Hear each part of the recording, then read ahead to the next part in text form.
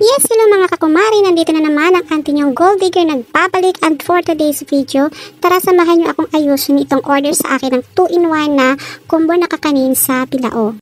Bali, 50 pieces na pot of land and 50 pieces na classic kutsinta yung gusto ng ating buyer, at gusto niya na toppings ay cheese for classic kutsinta. Actually, pangalawang order niya na ito sa akin. At ngayon, alam niyo na kung bakit mas energetic ako and mas excited na gawin itong order na ito dahil nga ito ay repeat order sa atin. At sa mga kapwa ko tinderila dyan, relate na relate sila ngayon sa nararamdaman ko.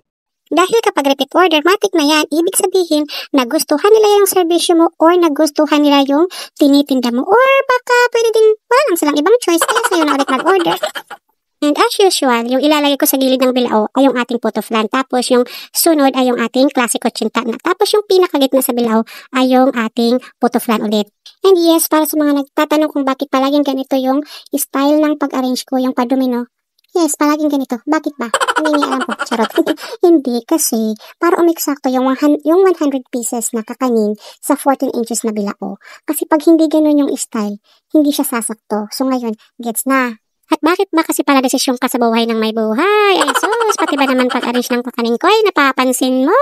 Ang dami mo sigurong bakanting oras at pati ito ay napapansin mo. Eh pwede namang gayahin, kaya gayahin mo na lang, sis! Nasanay na kasi dito sa amin na ang laman ng bilao ko ay 100 pieces na kakanin.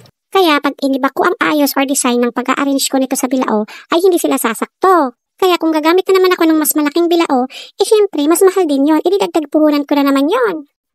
Pero kung aabonuhan mo yung magiging dagdag puhunan ko, abay okay lang, dilis mo na dali!